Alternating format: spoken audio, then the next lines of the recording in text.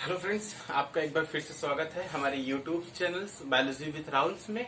Friends, हम आज ये हमारा टुडे फर्स्ट डे है एनसीईआरटी क्लास 10th का, जिसमें हम डिस्कस करने वाले हैं लाइफ प्रोसेसेस को।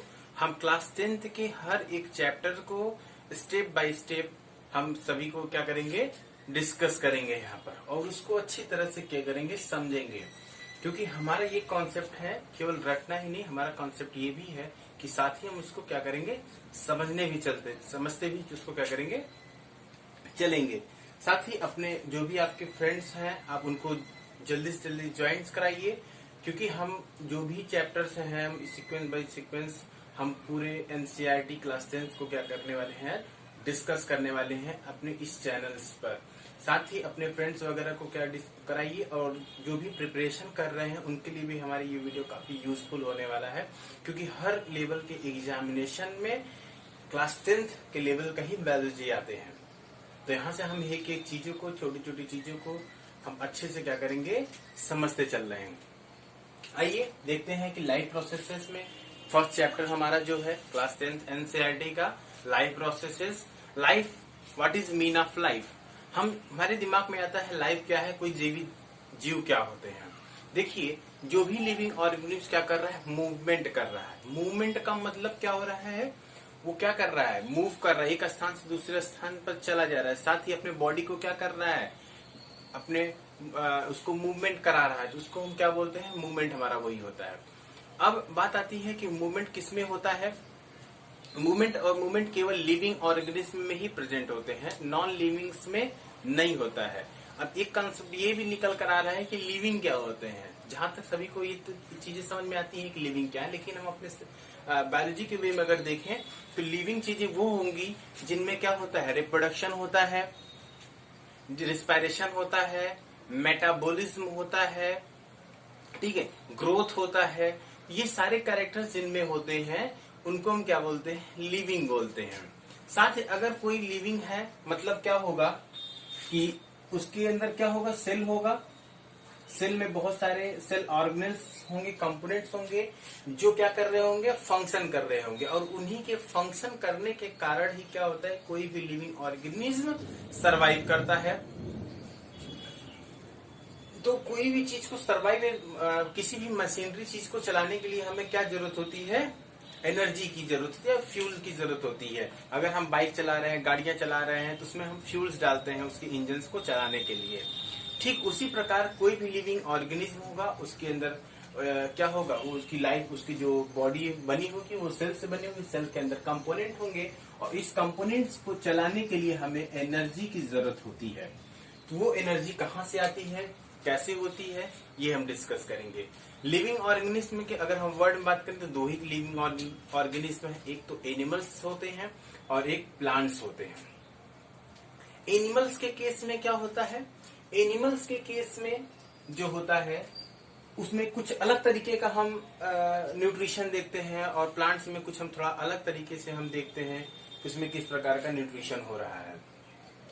तो आइए हम समझते हैं, अगर लाइफ प्रोसेसेस है तो उसको क्या चाहिए, एनर्जी चाहिए। वो एनर्जी कहाँ से मिलती है, देखिएगा, न्यूट्रिशन। अगर कोई भी लिविंग ऑर्गेनिज्म हो तो न्यूट्रिशन या पोषण जरूर करेगा।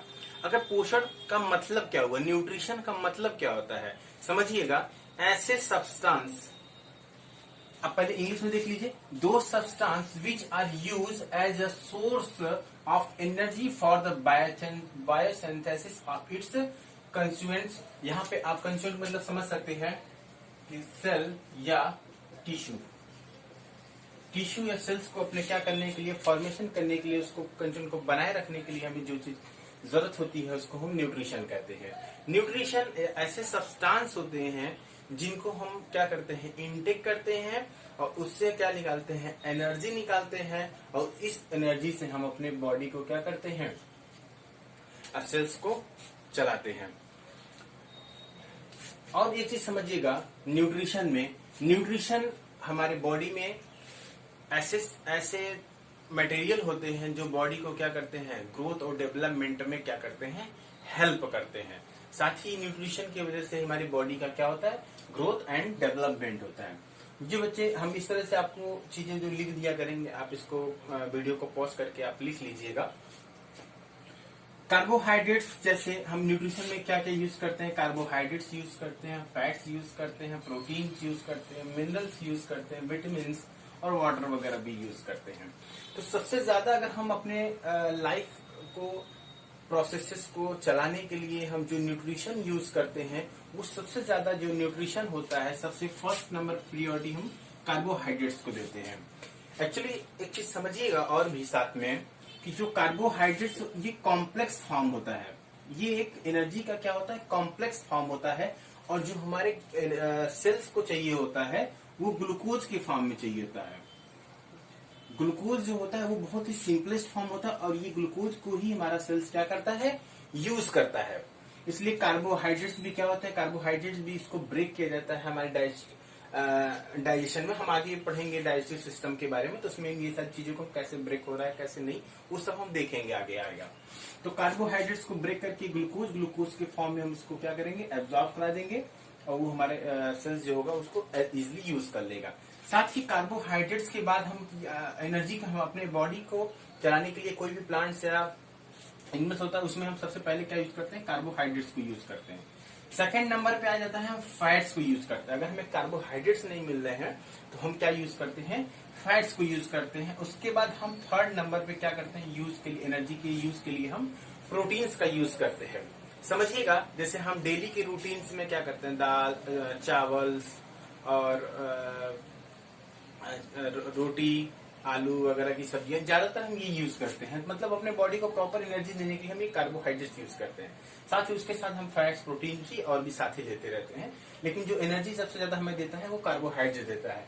अगर हम, जैसे हम फास्ट रख लिए, मतलब कार्बोहाइड्रेट्स अगर हम डेली की रूटीन में नहीं खा रहे हैं, फिर क्या होता है, तो हमारी बॉडी अगर कुछ दिनों तक आप नहीं खाइए तो आप धीरे धीरे पतले हो जाते हैं। मतलब आपके बॉडी का जो फैट्स होगा वो क्या करता है, वो होने लगता है, वो एनर्जी के फॉर्म में कन्वर्ट होने लगता है। मतलब वो ग्लूकोज के फॉर्म में कन्वर्ट होगा, और ग्लूकोज से कहाँ जाएगा, फिर आपका सेल्स उसको यूज करना शुरू कर देंगे।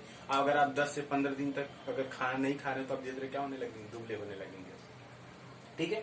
साथ ही अगर आपके फैट्स भी खत्म हो गए, आपके बॉडी की जो वसा है, फैट्स है, चर्बी है, वो भी खत्म हो गई, तो क्या होगा, प्रोटीन्स का यूज होगा। प्रोटीन सब कहाँ होंगे, प्रोटीन जो हमारी सेल्स बनी होती है, बॉडी के मसल, वो सारी प्रोटीन्स की बनी होती है। एट लास्ट में प्रोटीन्स का यूज होने लगता है।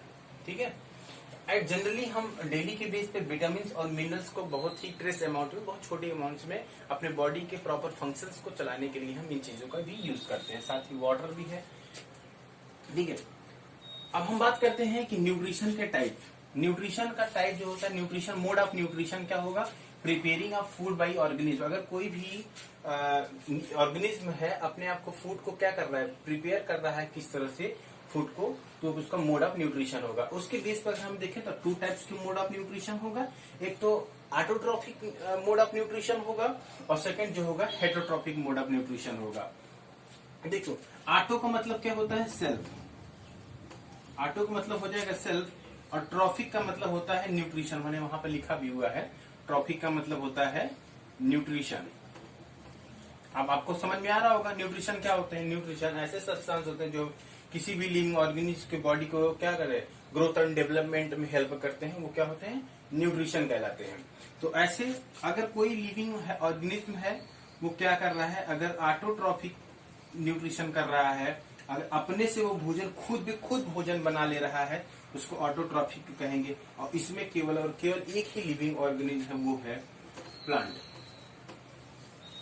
वो क्या है, प्लांट। प्लांट ही केवल इस धरती पर ऐसा है जिसके अंदर सेल्फ ऑटोट्रॉफिक न्यूट्रिशन पाया। साथ ही कुछ ऑर्गेनिज्म भी हैं, ठीक है, कुछ लिविंग जैसे बैक्टीरिया वगैरह भी हैं, ठीक है, वो सब, उन सब में भी ऑटोट्रॉफिक न्यूट्रिशन होता है। लेकिन मेजरली हम देखते हैं प्लांट्स से ही देखते हैं। ठीक है। अब उसके बाद हम एक और डिटेल में देखेंगे ऑटोट्रॉफिक पूरा न्यूट्रिशन प्लांट्स में कैसे कैसे सारे न्यूट्रिशन होते हैं, कैसे स्टेप बाय स्टेप कैसे वो फूड्स बना रहे हैं, हम अभी भी देखते हैं, आगे देखें। साथ ही अब हम यहाँ पे हम समझ लेते हैं कि उसके बाद हेट्रोट्रॉफिक क्या होता है। हेट्रो का मतलब क्या होता है, एनदर, और ट्रॉफी मतलब न्यूट्रिशन। तो अगर हम क्या कर रहा है, कोई भी लिविंग ऑर्गेनिज्म अपने आप से फूड को प्रिपेयर ना करके, सेल्फ प्रिपेयर ना करके अगर वो किसी अदर लिविंग ऑर्गेनिज्म पर डिपेंड होता है तो वो क्या होता है, हेटरोट्रॉफिक होता है। जैसे ह्यूमंस, जितने भी एनिमल्स आपको जनरली देखने को मिलते हैं, सब क्या होते हैं, हेटरोट्रॉफिक न्यूट्रिशन करते हैं। हेटरोट्रॉफिक मतलब जैसे ये समझ सकते हैं एक तरह से और भी, कि हमें अगर फूड की एनर्जी, क्योंकि हमें अपनी लाइफ को चलाना है तो हमें फूड की जरूरत होगी, और वो फूड हमको कहाँ से मिलेगा, फूड हम किसी प्लांट से क्या करेंगे, प्लांट्स जो फूड स्टोर करके रखते हैं उनको खा लेंगे, या हम एनिमल्स वगैरह पे भी जो कार्निवरस होते हैं, जो मांसाहारी होते हैं, वो उनसे भी फूड अपना, उसके मांस को खा करके भी एनर्जी ले लेते हैं। जनरल तौर पे हम क्या करते हैं, जनरली जो होता है हम डिपेंड किस पे होते हैं, हेटरोट्रॉफिक किस में डिपेंड होते हैं, ऑटोट्रॉफिक मतलब प्लांट्स वगैरह पे क्या होते हैं, ये डिपेंड होते हैं। आई होप इतना समझ में आ रहा होगा आपको। अभी हम एक एक को डिटेल करके हम चलेंगे कि क्या होगा, और साथ ही इस चीज को आप नोट भी कर लीजिएगा, अपना शॉर्ट नोट्स बनाते चलिएगा, क्योंकि हम सारी चीजों को यहाँ पर अच्छे से डिस्कस करने वाले हैं। इसमें थोड़ा सा फ्रेंड्स और समझिएगा, ऑटोट्रॉफिक न्यूट्रिशन में जो प्लांट्स अपना फूड को बनाते हैं वो बाय द हेल्प ऑफ, किससे हेल्प से बनाते हैं, वाटर, कार्बन डाइऑक्साइड, साथ ही नीचे से जो भी न्यूट्रिशन इनको मिट्टी से मिल जाता है, इन सभी के हेल्प से क्या करते हैं, वो क्या करते हैं। और साथ ही सनलाइट इसमें सबसे इम्पोर्टेंट होता है, सनलाइट की हेल्प से अपना फूड खुद प्रिपेयर कर लेते हैं। जैसे आप कोई भी प्लांट्स देखिए, जो भी हम लोग खाते हैं प्लांट्स के पार्ट्स, वो सब क्या होते हैं, वो प्लांट्स के द्वारा ही बनाए गए रहते हैं। जैसे कैरेट्स वगैरह जो भी चीजें हम देखते हैं, हम खाते हैं, वो सब प्लांट्स से प्रिपेयर होती है। ठीक है। साथ ही हेटरोट्रॉपिक में जो दूसरे ऊपर डिपेंड है, जो दूसरे ऊपर डिपेंड है, वो 3 तरह से हेटरोट्रॉपिक न्यूट्रिशन हो सकता है। ठीक है, आइए इसको हम ड्रा करके एक एक बाई। तो फ्रेंड्स आइए हम देखते हैं हेटरोट्रॉपिक न्यूट्रिशन क्या होता है। हमने समझ लिया है टाइप ऑफ हेटरोट्रॉपिक न्यूट्रिशन। अगर हम देखें तो हमें 3 तरह के हेटरोट्रॉपिक न्यूट्रिशन देखने को मिल रहा है। कितनी तरह के, 3 टाइप्स के न्यूट्रिशन हमको देखने को मिल रहा है। एक सैप्रोफिटिक न्यूट्रिशन, पैरासिटिक न्यूट्रिशन, साथ ही होलोजोइक न्यूट्रिशन। देखिएगा एक एक हम करके समझेंगे कि सैप्रोफिटिक न्यूट्रिशन या सैप्रोट्रॉपिक न्यूट्रिशन क्या होता है। सैप्रोट्रॉपिक न्यूट्रिशन ऐसे न्यूट्रिशन होते हैं जो कोई ऑर्गेनिज्म सड़े गले या डेड डिकेइंग एनिमल्स जो हो जाते हैं उनको क्या करते हैं, उनसे अपना फूड को एब्जॉर्ब करते हैं। समझिएगा, जैसे कोई क्या है, एनिमल्स या कोई भी मटेरियल है वो क्या हो चुका है, डेड हो चुका है, एकदम से डीके हो गया, एकदम सड़ गया है, तो उससे कुछ एनिमल्स ऐसे भी होते हैं जो उसके ऊपर पहुंच करके क्या करते हैं, उनसे अपने बॉडी को, उनसे क्या करते हैं, उनसे न्यूट्रिशन निकालते हैं। तो ऐसे एनिमल्स को क्या करते हैं, हेटरोट्रॉपिक, क्योंकि ये दूसरे से ले रहा है, वो खुद तो भोजन बना नहीं रहा है, दूसरों से ले रहा है, इसलिए हम इसको हेटरोट्रॉपिक कह रहे हैं। ठीक है, लेकिन ये किस तरह से न्यूट्रिशन ले रहा है, डेड एंड डिकेइंग मटेरियल से ले रहा है, इसलिए सैप्रोफिटिक हो गया। जैसे फंजाई, फंगस, बैक्टीरिया, जैसे कोई क्या हुआ, एनिमल्स क्या कर जाता है, डेड कर जाता है, डेड कर जा रहा है, तो वो क्या करता है, डेड कर जा रहा है, तो उसको कुछ टाइम के बाद देखोगे वहां से वो क्या हो जा रहा है, एकदम पूरी तरह से खत्म हो जाता है, धीरे धीरे वो सड़ने लगता है। वो सड़ता है गलत क्यों, क्योंकि वहां पर फंगस साथ साथ बैक्टीरिया का क्या हो जाता है, अटैक हो जाता है। बैक्टीरिया क्या करते हैं, उसके बॉडी को डीके करके, धीरे धीरे ब्रेक करके, और क्या करते हैं, उससे फूड अपना एब्जॉर्ब करते हैं। साथ ही इसीलिए उसमें से बदबू भी आती है, गंध भी आती है उसमें से। ठीक है, तो बैक्टीरिया या फंजाई। साथ ही अगर आप कभी रोटी रख दीजिए घर में, 2 दिन 4 दिन रोटी पड़े रह जाते हैं, तो उसपे से क्या होता है, उसपे फंगस लग जाते हैं, व्हाइट व्हाइट कलर के आपको देखने को मिल जाते हैं। ठीक है, जिसको नॉर्मल भाषा में दैया वगैरह भी लोग बोलते हैं। अचार वगैरह में आप फंगस को लगे हुए देख सकते हैं। तो क्या होता है, ऐसे ऑर्गेनिक सब्सटेंस वो होते हैं। और क्योंकि ये जो आपका ब्रेड वगैरह है वो आपका किससे बना हुआ है, आपका ब्रेड जो गेहूं वगैरह से ऑर्गेनिक सब्सटेंस होगा, तो उस पे क्या हो जाता है, जब वो धीरे धीरे डेड होने लगेगा तो उस पे फंगस आकर के बैठ जाते हैं। तो ऐसे न्यूट्रिशन को सैप्रोफिटिक न्यूट्रिशन कहते हैं। सेकंड आता है आपका, हमारा हो जाता है पैरासिटिक न्यूट्रिशन। पैरासिटिक, आप इसको समझने की कोशिश कीजिए। पैरा मतलब दूसरे पर, सिटिंग मतलब बैठा हुआ है। अगर किसी कोई एनिमल दूसरे से उसको बैठ करके उससे न्यूट्रिशन ले रहा है तो वो क्या हो जाएगा, पैरासिटिक न्यूट्रिशन हो जाएगा। Parasitic those organism which are drive its food from the body of another living organism without killing. जैसे हमारे सबके सर में क्या होते हैं, जुए बैठे होते हैं, वो हमें बिना किल किए ही क्या करते हैं, वो हमारे बॉडी से न्यूट्रिशन लेते हैं, ब्लड को शक करते रहते हैं। ठीक है। तो इस तरह से उनका न्यूट्रिशन हो जाता है। तो ऐसे न्यूट्रिशन को क्या कहते हैं, पैरासिटिक कहते हैं। साथ ही एक टर्म इसमें यूज होता है होस्ट का। होस्ट का मतलब ये होता है कि जो ऑर्गेनिज्म किसी अदर ऑर्गेनिज्म में क्या हो रहा है, उससे अपना फूड ले रहा हो, वो ऑर्गेनिज्म क्या हो जाता है, उसका होस्ट हो जाता है। समझ में आ रहा होगा आपको सारी बातें? ओके, आइए हम नेक्स्ट समझते हैं होलोजोइक न्यूट्रिशन क्या होता है। ठीक है, पैरासिटिक में आपका बहुत सारी चीजें आ जाएंगी, जैसे कुछ अमरबेल होता है, वो भी एक तरह का पैरासिटिक होता है। हमारे बॉडी में जो लीवर फ्लूक वगैरह होते हैं, यहाँ पे एग्जाम्पल बोल क्या लिखना, यहाँ पे लीवर फ्लूक वगैरह जो होते हैं, ठीक है, हमारे बॉडी पैरा लीवर फ्लूक जो होते हैं, साथ ही आप, ठीक है, ये सारी चीजें और बहुत सारे हैं। ठीक, अमरबेल वगैरह जो आप लटकते हुए देखते हैं, वो सभी पैरासिटिक का ही एग्जाम्पल्स होते हैं। ठीक है, आइए जो भी आपको देखते हैं सभी क्या होता है, लीवर हो जाएगा। इसके हम आगे देखते हैं। होलोजोइक न्यूट्रिशन क्या होता है, animals feeding on the solid food and break down complex into simple form in mouth या बॉडी। माउथ कहना, माउथ तो ठीक है, लेकिन फ्रॉम सिंपल फॉर्म, ठीक है, बस इतना ही आप लिखो, for help of the body. देखिए क्या होता क्या है कि होलोजोइक न्यूट्रिशन क्या होता है कि ऐसे एनिमल जो फूड को क्या करते हैं, सॉलिड फॉर्म में, कॉम्प्लेक्स फॉर्म में क्या करते हैं, लेते हैं। साथ ही अपने बॉडी के माउथ और बॉडी डाइजेस्टिव सिस्टम के थ्रू क्या करते हैं, उनको ब्रेक डाउन करते हैं, और उनको ब्रेक डाउन करने के बाद वो क्या करते हैं, उनके बॉडी के द्वारा एब्जॉर्ब किया जाता है। तो इस तरह का न्यूट्रिशन जो होता है वो होलोजोइक होता है। जैसे अभी हमारे इसका एग्जाम्पल अगर लेंगे तो सबसे अच्छा ह्यूमंस का ले सकते हैं। हम क्या करते हैं, कोई भी फूड को क्या करते हैं, अंदर अपने इंटेक करते हैं। इंटेक करने के बाद उसको हम क्या करते हैं, चबाते हैं। चबाने के बाद भी हमारे स्टमक में जाने के बाद भी वहां पे उसको तोड़ा जाता है, ब्रेक डाउन किया जाता है। तो इस तरह का जो न्यूट्रिशन हो जाएगा वो होलोजोइक हो जाएगा। सैप्रोफिटिक में वो सीधा सीधा क्या कर रहा है, उसके ऊपर जा रहा है, डेटा ऑब्जॉर्व कर ले रहा है, बॉडी से हो जा रहा है। यहाँ पे पैरासिटिक में भी क्या कर रहा है, वहां से सीधा सीधा न्यूट्रिशन को ऑब्जर्व कर ले रहे हैं बॉडी। लेकिन होलोजोइक में ऐसा नहीं होता है कि हम सीधा आपने उसको मुंह मिल गया और वो क्या हो गया, हमें एनर्जी उससे मिल गई, ऐसा नहीं होता। उसको पहले हम छोटे छोटे, वो काफी कॉम्प्लेक्स पार्ट में होगा, फिर उसको हम धीरे धीरे क्या करेंगे, उसको ब्रेक करते हैं, और ब्रेक करने के बाद वो फिर तब जाकर के हमें वो एनर्जी में उससे मिलती है। तो ये इस तरह का क्या हो गया, हमें तीन तरह के हेटरोट्रॉपिक न्यूट्रिशन हो गया। एक सैप्रोफिटिक हो गया, पैरासिटिक हो गया, होलोजोइक हो गया। सैप्रोफिटिक में डेड एंड डिकेइंग से अपना कोई भी लिविंग ऑर्गेनिज्म फूड एनर्जी अगर उससे बना रहा है तो सैप्रोट्रॉपिक हो गया।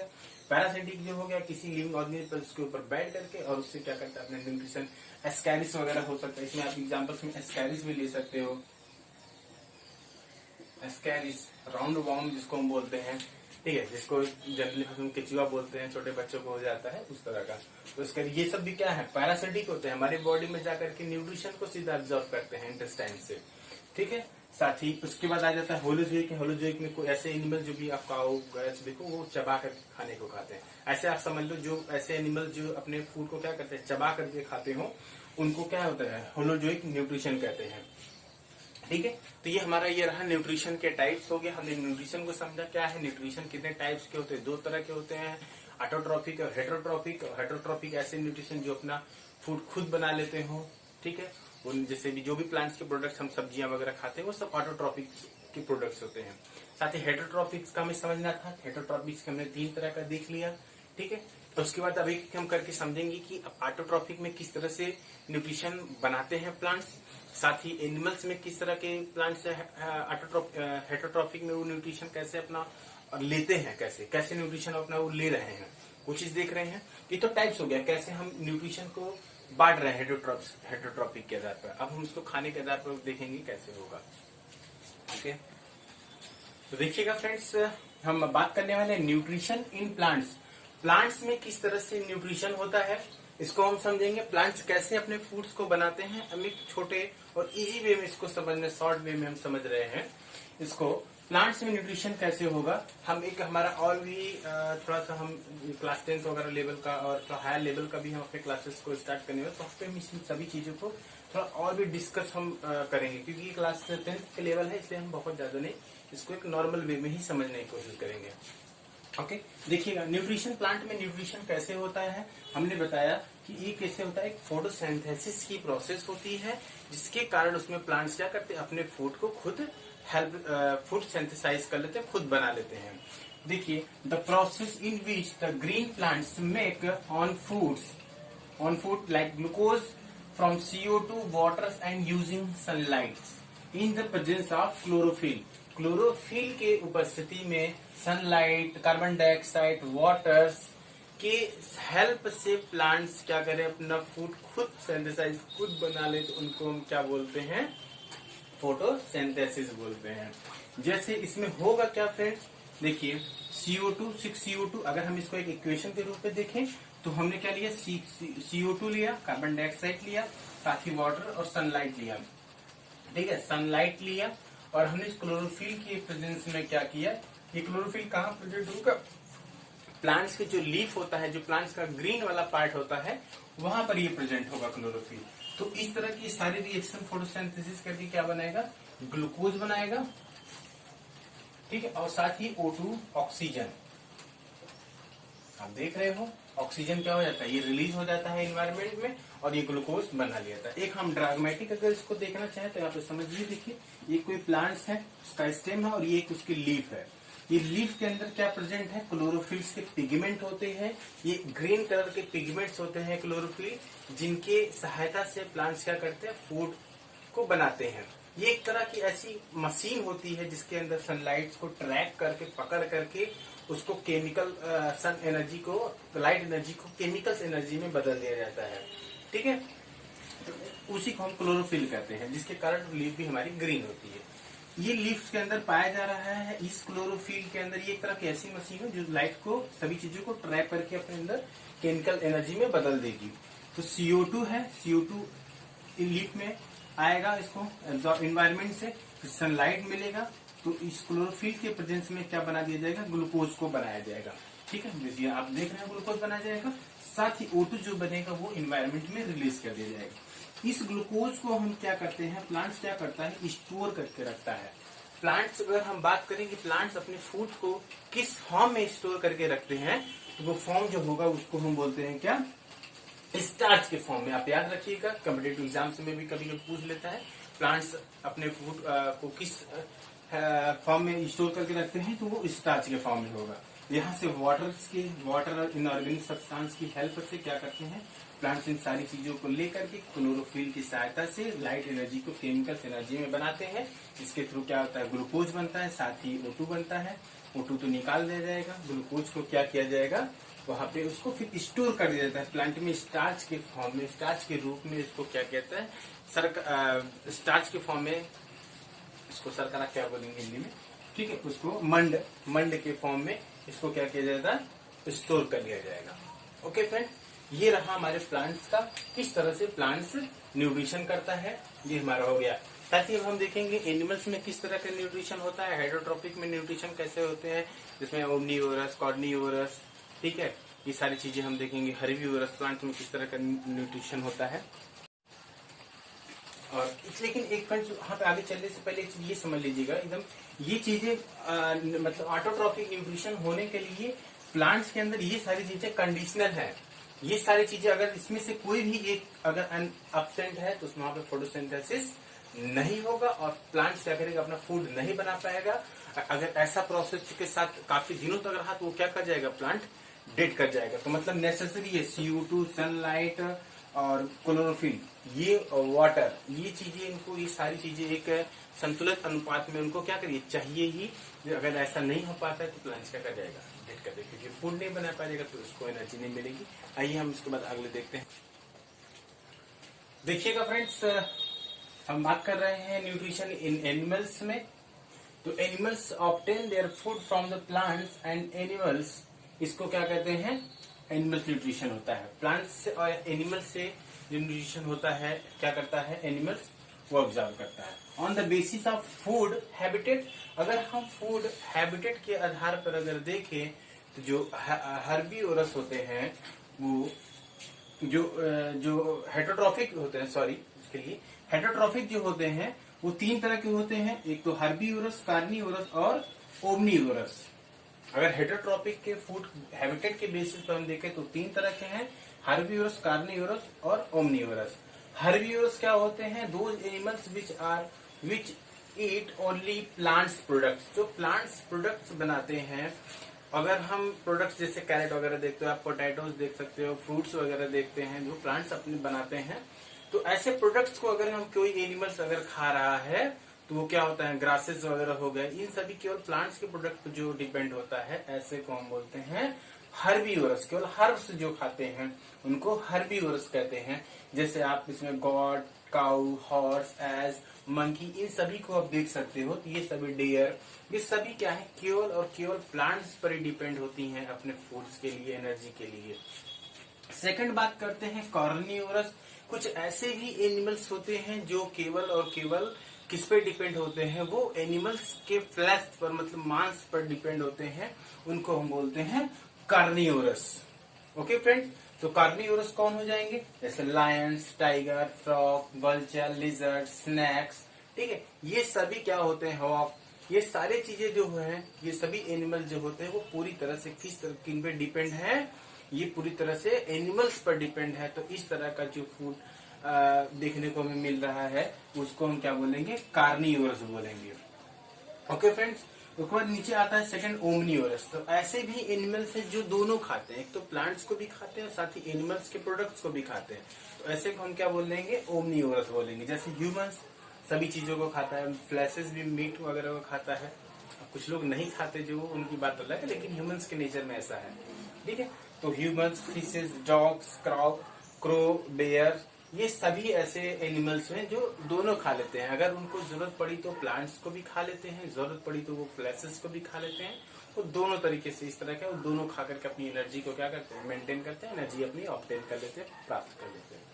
तो एक बार फिर देख लीजिए, हर्बीवोरस, कार्निवोरस, ओमनिवोरस होता है। हर्बीवोरस वो जो प्लांट्स खाते हैं, ठीक है। कार्निवोरस वो होते हैं जो केवल मांस खाते हैं, और ओमनिवोरस ऐसे एनिमल्स होते हैं जो केवल क्या करते हैं, प्लांट्स जो दोनों खाते हैं, तो ओमनिवोरस हो जाते हैं।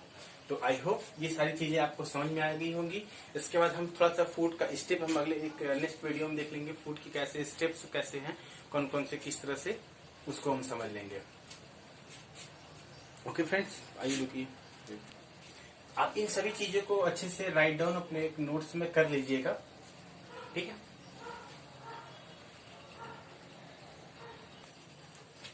तो ये हम देखते हैं friends, different steps in processes of animal nutrition.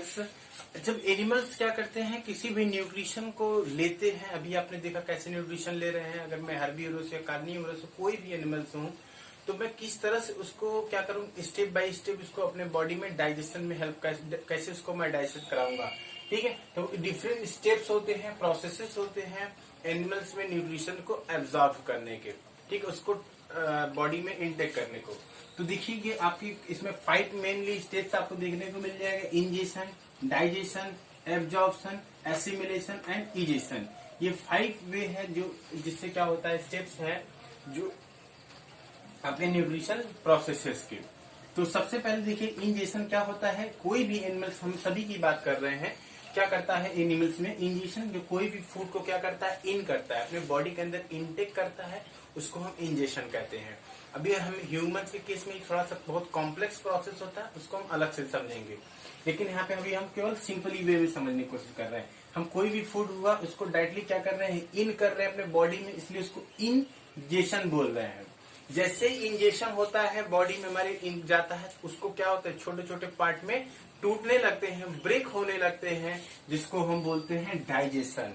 ठीक है, फूड का छोटे छोटे पार्ट में कॉम्प्लेक्स से सिंपल फॉर्म में कन्वर्ट होना ही क्या कहलाएगा, डाइजेशन कहलाएगा। जब ये छोटे छोटे पार्ट्स में डाइजेशन हो जाएगा तो फिर इसका क्या होगा, एब्जॉर्प्शन होगा। एब्जॉर्प्शन करने का मतलब जो बॉडी की हमारे सेल्स हैं, कोशिकाएं हैं, वो उन छोटे छोटे टूटे हुए पार्ट्स को क्या करते हैं, अपने बॉडी में एब्जॉर्ब करना शुरू कर देती हैं। और एब्जॉर्ब जो शुरू कर देंगी, एब्जॉर्ब से उससे फिर एनर्जी निकालेंगी और उसको पूरे साथ उसके पूरे बॉडी में क्या कर देंगे, अपने उसको भेज देंगे, जिनको हम क्या बोलते हैं, एसिमिलेशन। तो एसिमिलेशन उसको ब्रेक करके पूरा एनर्जी निकाल लेना, साथ ही पूरे हर सेल तक फैल जाना ही क्या कहलाता है, एसिमिलेशन। साथ ही जब हमारे बॉडी से हमने किसी फूड को क्या किया, उससे ऑब्टेन कर लिया एनर्जी, तो रिमेनिंग जो अनडाइजेस्टेड अनवांटेड जो मटेरियल्स बचा रह जाएगा, उसको क्या करते हैं, बॉडी से बाहर निकाल देते हैं, उसको हम बोलते हैं इजेशन। ओके फ्रेंड, चलिए आइए हम देखते हैं कि कैसे किसी अमीबा में, अगर आपको अमीबा में देखना होगा अमीबा में किस तरह से न्यूट्रिशन हो रहा है, तो अमीबा की बॉडी कुछ इस तरह से होती है। वो क्या करता है, यहाँ पे उसके सराउंडिंग में अगर कोई फूड सब्सटेंस है तो वो क्या करेगा, इन फूड सब्सटेंस को क्या करेगा, अपने बॉडी में क्या करेगा, इन करेगा, मतलब इंजेक्शन कराएगा। फिर साथ ही ये फूड सब्सटेंस आ जाएगा और इस फूड सब्सटेंस को क्या करेगा, धीरे धीरे पार्ट में तोड़ेगा और इसको क्या कराएगा, डाइजेशन कराएगा। फिर उसके बाद ये पूरे सेल्स के थ्रू इसको क्या कर दिया जाएगा, अपनी बॉडी में क्या कर लेगा, इसको एब्जॉर्ब कर लेगा अपने सेल्स के अंदर। ठीक, उसके बाद बॉडी के सेल्स के अंदर से करके एनर्जी निकाल करके फिर इसको क्या कर देगा, इसका एक्सक्रीशन कर देगा। फिर ये जो रिमेनिंग कुछ चीजें रह जाएंगी उनको क्या करता है, बॉडी इजेशन कर देगा उनका। ठीक है, जो भी चीजें रिमेनिंग रह जाएंगी जिनको जरूरत नहीं है, जिनसे न्यूट्रिशन नहीं लिया जा सकता, उनको बाहर निकाल देना, एक प्रोसेस कहलाता है इजेशन। तो इस तरह से स्टेप्स आपको देखने को मिल जा रहा है, अमीबा में हो जा रहा है। अगर हम मल्टी सेलुलर्स की बात करें, अगर हम अपने ह्यूमंस की केस में थोड़ा सा बात करें, इसको हम शॉर्ट में ही समझेंगे। कैसे ह्यूमंस के केस में क्या होता है कि इंजेक्शन जो होता है ह्यूमन के केस में अगर हम बात करें तो ह्यूमन क्या करता है, किसी भी माउथ में उसको माउथ में क्या करेगा, इंगल्फ करेगा, माउथ में क्या करेगा, उसको इंटेक करने इंजेक्शन होगा। फिर माउथ, थोड़ा सा इसमें न्यूट्रिशन के स्टेप्स हैं, mouth, buccal cavity, pharynx, oesophagus,